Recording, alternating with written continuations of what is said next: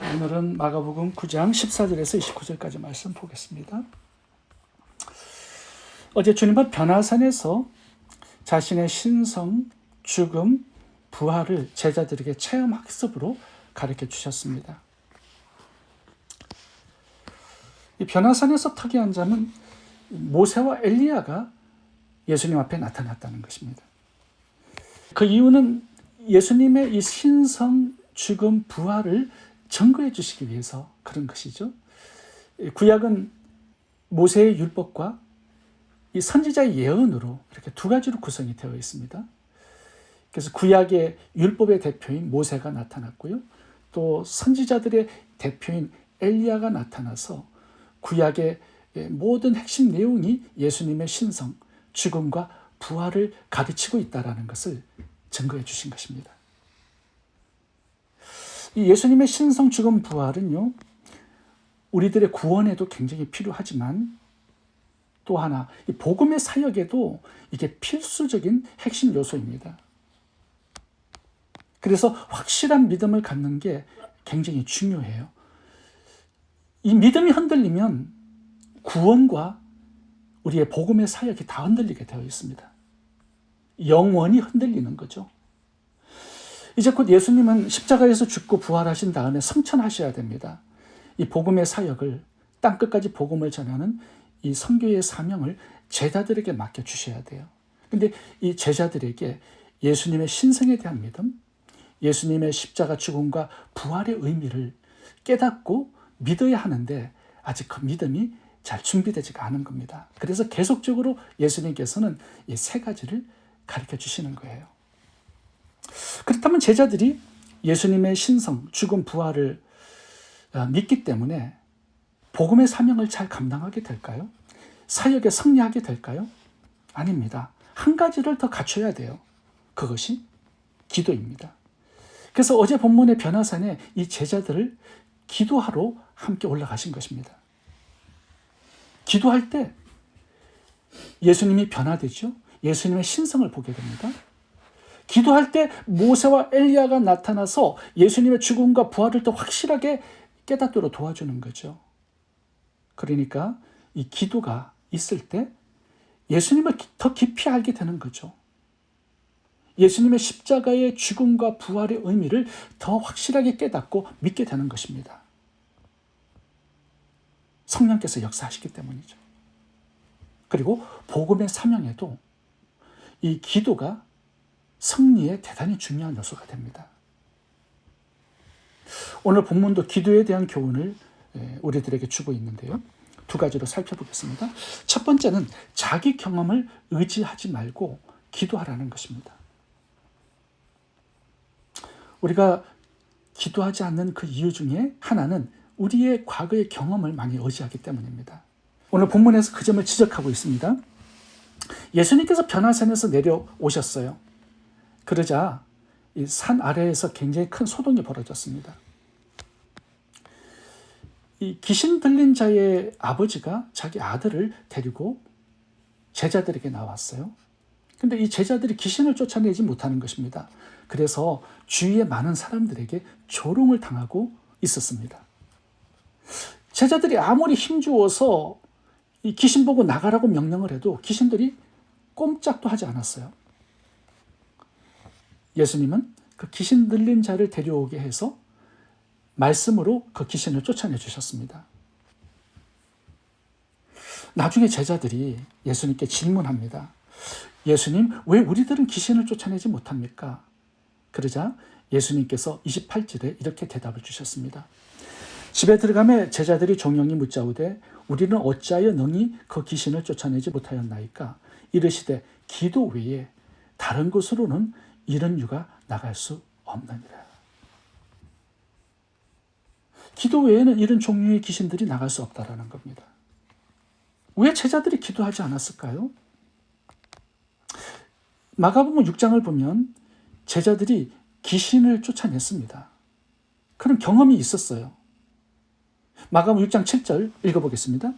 12 제자를 부르사 둘씩 보내시며 더러운 귀신을 제어하는 권세를 주시고 제자들이 나가서 회개하라 전파하고 많은 귀신을 쫓아내며 많은 병인에게 기름을 발라 고치더라.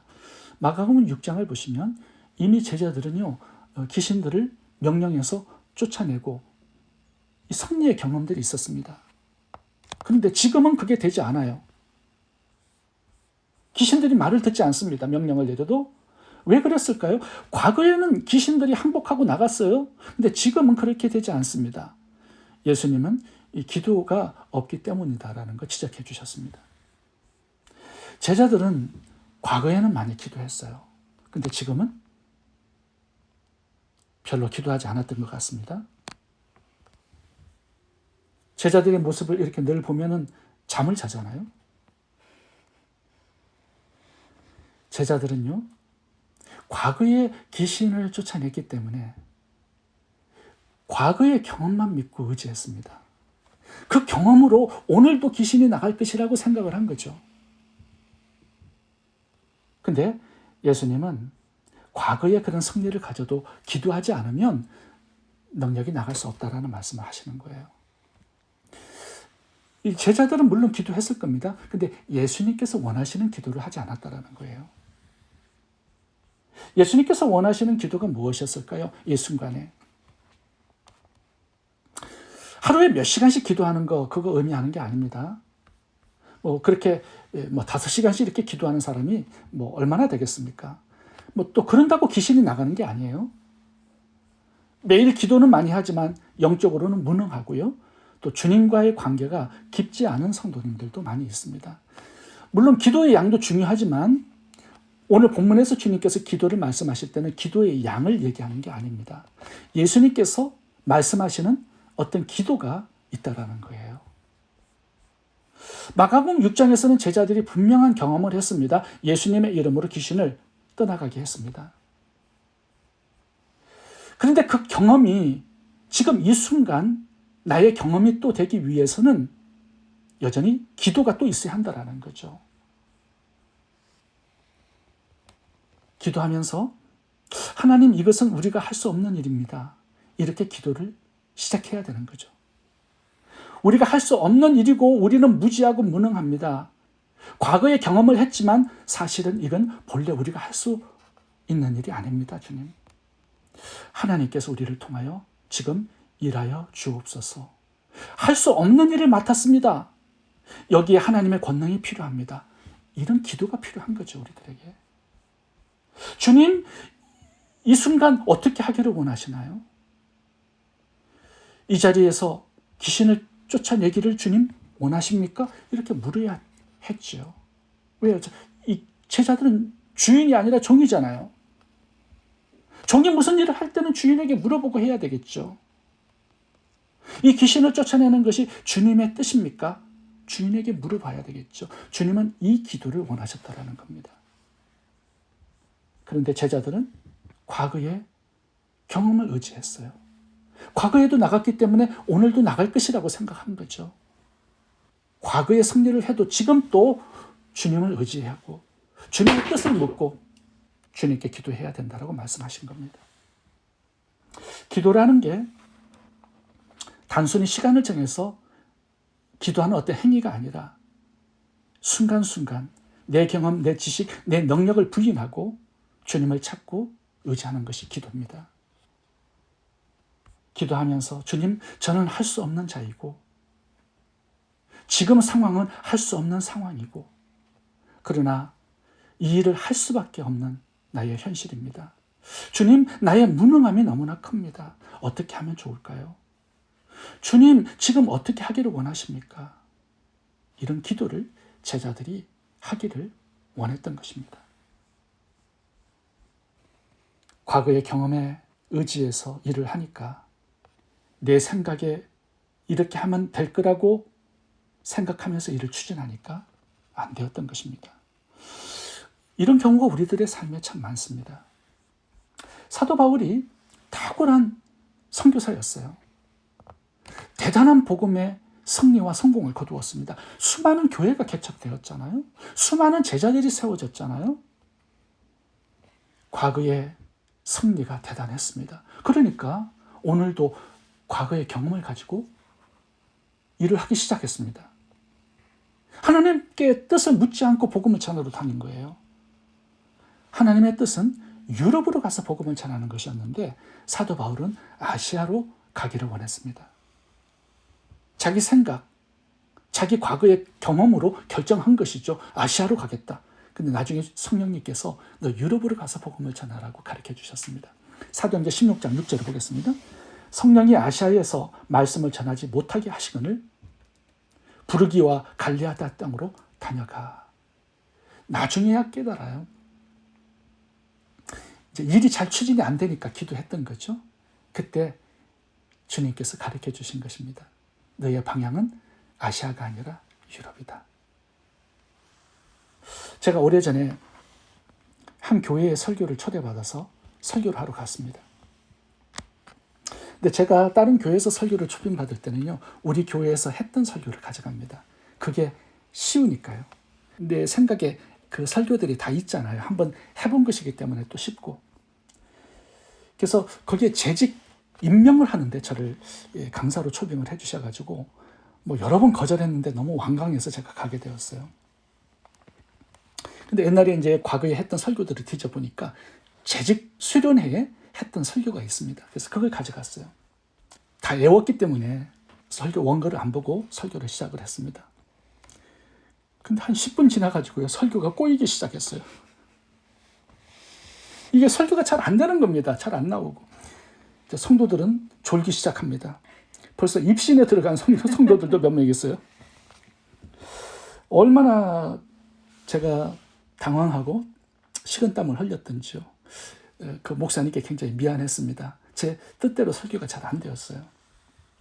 근데 제가 돌아와가지고 기도하면서 왜 이렇게 설교가 안 되었을까 돌아보았는데요. 너무 쉬운 설교, 했던 설교이기 때문에 기도를 하지 않은 거예요.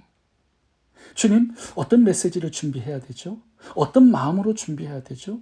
그 교회 성도들을 위해서 주님 말씀을 주세요. 제가 이렇게 기도를 해야 됐던 거죠. 근데 그렇게 하지 않았습니다. 내 과거의 경험을 의지했던 거죠. 그러다 보니까요, 너무나 큰 어려움을 당한 거예요. 오늘 본문의 제자들처럼. 왜 예수님은 새벽 기도를 하셨겠습니까? 왜 철야 기도를 하셨겠습니까? 자기의 과거의 경험을 의지하지 않기 위해서 그런 거죠. 예수님도 엄청난 능력이 있으세요. 하나님이시기 때문에. 근데 자기 뜻대로 하지 않으려고 그런 것입니다. 아버지의 뜻대로, 아버지의 마음, 아버지의 방향대로 하기를 원해서 기도한 거죠. 아버지의 뜻을 알기 위해서. 질서를 지킨 겁니다. 그래서 늘 일을 하기 전에, 하루의 일을 계획하기 전에 하나님 아버지와 상의하고 아버지의 뜻을 받은 것이죠. 우리도 예수님처럼 아침에 일어나서 하루의 일과를 하나님께 상의 드리고 주님의 뜻대로, 방법대로 기도하면서 일을 하는 게 참 중요합니다. 하나님, 오늘 이 사람을 만나야 하는데 어떻게 하면 좋겠습니까? 어떤 대화를 나누면 좋겠습니까? 이 일을 해야 하는데 하나님 지혜를 주세요. 주님의 방법으로 할 수 있도록 도와주세요. 모든 일을 하기 전에 내 뜻, 내 경험, 내 능력을 내려놓고 하나님께 하나하나 여쭙고 상의하고 하나님과 함께 모든 일들을 진행할 수 있기를 바랍니다. 두 번째, 오늘 본문의 교훈은요, 간절하게 기도하라는 것입니다. 19절 읽겠습니다. 대답하여 이르시되 믿음이 없는 세대여 내가 얼마나 너희와 함께 있으며 얼마나 너희에게 참으리요. 믿음이 없는 세대라고 꾸짖습니다. 이거 누구한테 하시는 말씀일까요? 제자들에게 들으라고 하신 말씀이에요. 예수님은 이제 곧 십자가에서 죽으시고 인류 구원의 사명을 마치시고 승천하시고 이 땅에는 안 계십니다. 제자들이 이제 예수님을 대신해서 일을 해야 돼요. 예수님의 사역을 이어받아야 합니다. 예수님은 자신을 대신하기를 원하셨고 대신할 수 있게 하셨고 대신할 수 있으리라고 믿은 것입니다. 그런데 이 제자들은요, 아직 믿음이 준비되지 않았어요. 기도도 하지 않아요. 예수님이 누구신지 신상에 대한 믿음도 확실하지 않습니다. 그러니까 자기 경험을 의지하고 일을 하려고 하는 그런 경향이 있었던 것 같습니다. 믿음이 준비되지 않은 무능함을 꾸짖은 것입니다. 또 하나 꾸짖은 대상이 있습니다. 그거는 귀신 들린 자의 아버지입니다. 이 귀신 들린 자의 아버지는요, 예수님을 믿었기 때문에 소문을 듣고 이 귀신 들린 아이를 데리고 나온 것입니다. 믿었으니까 나왔겠죠? 근데 이 믿음이 온전한 믿음이 아니었습니다. 의심의 믿음, 불신의 믿음이었어요. 그러니까 이렇게 말합니다. 예수님, 할 수만 있으면 내 아이를 고쳐주세요. 귀신을 쫓을 수 있으면 쫓아내 주세요. 그러니까 예수님께서 꾸짖어요. 할 수 있거든이 무슨 말이냐? 믿는 자에게는 능치 못함이 없느니라. 우리도 이렇게 믿을 수 있죠. 예수님, 내 문제 한번 해결해 줘 보세요. 하실 수 있으면 해보세요. 내 병 고칠 수 있으면 고쳐보세요. 할 수 있으면 감사하지요, 주님. 그래도 안 해주셔도 괜찮아요. 우리 조상 대대로 우리 집안이 가난했는데 할 수 있으면 저를 부유하게 한번 해보세요. 내 질병이 만성 고질병이에요. 치유하실 수 있으면 한번 해보세요. 이거는요, 예수님의 능력을 테스트하는 거예요. 예수님 약 올리는 거죠. 예수님의 능력을 온전히 믿는 게 아닙니다. 의심하는 거고 불신하는 거예요. 이스라엘 백성들이 이랬습니다. 온전하게 하나님을 믿은 게 아니에요. 수많은 기적을 보았지만. 그러니까 늘 원망불평하잖아요. 문제를 만나면. 믿음이 온전하게 세워졌다면 원망불평하지 않겠죠. 이것도 하나님의 새로운 또 다른 기적을 만날 찬스가 왔네? 이렇게 아마 생각했을 거예요. 그러면서 하나님께 찬양하고 감사했겠죠. 왜? 또 다른 기적을 만날 기회가 되니까. 근데 믿음이 없으니까요. 늘 원망불평이에요. 믿음이 온전하지 않으니까 예수님께 나아와도 예수님이 온전히 고쳐주실 거라는 거 믿지 않아요. 할 수 있으면 주님 고쳐주세요. 오늘 본문에 주님께서는 간절한 기도를 원하셨습니다. 이 귀신 들린 자의 아버지로부터. 예수님 고쳐주셔야만 합니다. 주님 그럴 능력이 있으시잖아요. 하나님이시기 때문에 이렇게 나와야 하는데 반신반의해서 주님을 테스트하면서 주님 고쳐주실 수 있으면 고쳐주세요. 절규하듯 표효하듯 간절하게 부르짖어야죠. 주님 이것을 도와주셔야 합니다. 고쳐주셔야 합니다. 직장을 새로운 거 주셔야 되고요. 새로운 사업을 하나님 할 수 있도록 도와주셔야 합니다. 그런 간절한 부르짖음이 온전한 믿음의 내용이 되는 것이죠. 근데 예수님의 책망을 듣고요. 이 귀신 들린 아버지의 마음이 바뀌었습니다. 주여 나의 믿음 없는 것을 도와주소서. 예수님은 이 기도를, 이 요청을 굉장히 기쁜 마음으로 받으셨어요. 그리고 귀신 들린 자를 고쳐주셨습니다. 이런 간절한 믿음의 기도, 이걸 주님께서 원하신다라는 거죠. 나의 부족한 믿음, 의심하고 불신하는 이 반신반의의 믿음, 주님 나의 믿음을 도와주세요. 이 귀신 들린 아이의 아버지처럼 이런 마음을 다하는 이 간절한 기도에 주님은 응답해 주시는 것입니다. 어떤 분은 예수님의 신성이 잘 믿어지지 않는다라는 분도 있습니다. 나의 믿음을 도와주세요. 왜 그렇게 기도 못합니까?